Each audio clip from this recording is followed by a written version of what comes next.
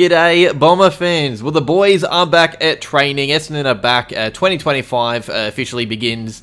So the videos are back. We got plenty to come on the channel for the year from now till round 1 and beyond. I'm not going to stop it after round 1. I'm going to be uploading a lot more this year. I'll tell you all about that in the future. I've got more planned.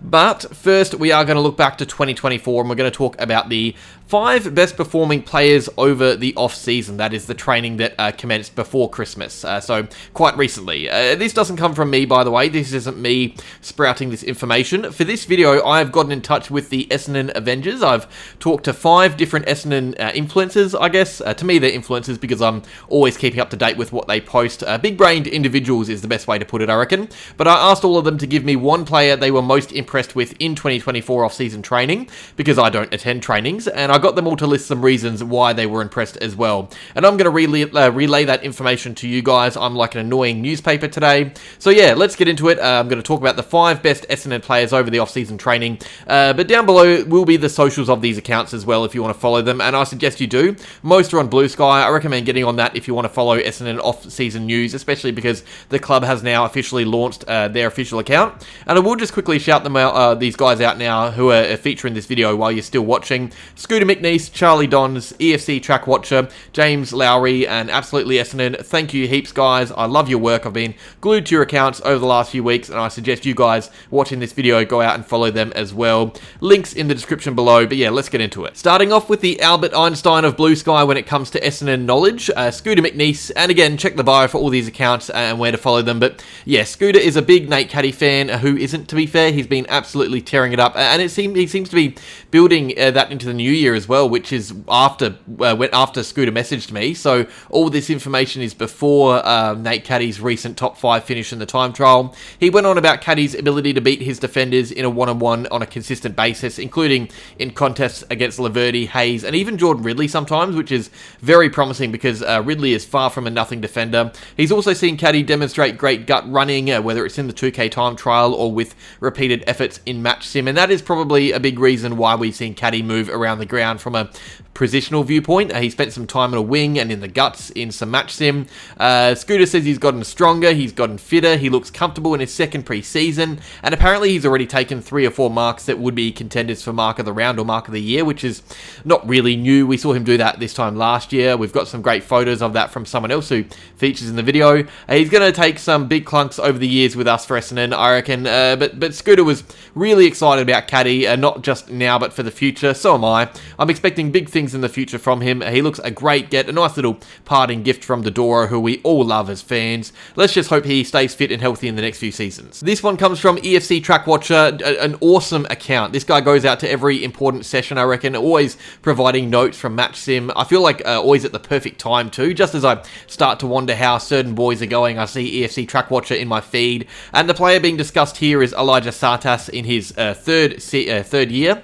An important year coming up for him. We got some big words here too. A big improver, not missing a target, things you like to hear. This is like if you asked Santa to make Tsatas a better player, this is what you would be seeing changed in his game. Track Watcher says he's been working super hard on his foot skills, and that is Tsatas wasn't missing a target in the last session of 2024. That's obviously really promising news because his biggest weakness is his foot skills, especially when you pair it with the fact that he also says he is the best handballer at the club, the best hands at the club, which is, we've seen glimpses of that already. To be fair, his hands are great, but Tsatas is already showing great work to his body being translated onto the park. He's demonstrated some great speed from the contest, great burst of speed, while also putting on muscle in the upper body as well. I mean, really, Tsatas is an unknown player still. We know he trains well and he puts in the work. Track Watcher doesn't just say that himself. Essendon players say that. He is one of the hardest working at the club. It's whether or not we see that hard work rewarded in the AFL in 2025. Time will tell, but we've got a smart brain who has very high hopes for him, so I'm going to ride that train. Alright, this one is from Charlie Dons. This is genuinely essential if you're an Essendon fan, this account. I mean, all of them are, to be honest, but for me, this one more so because this is where I use a lot of the images I use for the channel. I've shouted out Charlie Dons a few times here because the work done is just nuts, so cheers, mate. But the player being talked about is Reid, who started off the season in Qatar. He travelled there before training resumed to try and fix up his muscle issues, and a lot of this preseason has been worked on that. You apparently see him come from the ground a bit to get assessed to just erring on the side of caution, which I like. It's good to be cautious this time of the year, overly cautious. He was in the fluoro non-contact cap early, but has since joined the main group, participating in match sim and comfortably having the better of Peter Wright on more than one occasion.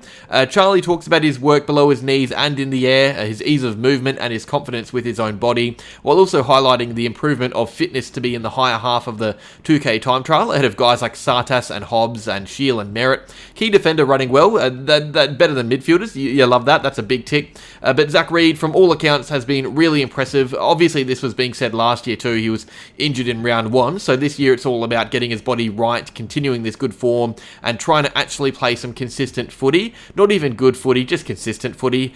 Pretty nervous about Reid, all of us are. Like Charlie says, we all just want to see him string some games together and remain injury-free. On to one you guys may have already seen because it comes from a video you've probably seen from our mates at Absolutely Essendon. Go watch it if you haven't, it's their latest video. They talk about everything to do with the off-season, and while there they talk about some players tearing up on the track, as I'm doing now. And whereas other guys have spoken about so far giving me first-hand information from their own eyes, DT and Smoke and Joe had a chat with someone close to the club, a former player in fact, who claims to be hearing rave reviews about Isaac Kako. Now obviously Kako hasn't been a proper star in match sim or consistently dominated a session yet, but apparently there are glimpses, and the words I remember hearing are Kako can do things that first-year players shouldn't be able to do, which to be fair, I think we all had an idea of. I've said a few times, don't expect him to have a consistent and good year as a small forward, but instead focus on the flashes and glimpses we see, and hopefully in 2025 we see more of this. We see a highlights reel, hopefully we see him play round 1 or opening round, because I reckon we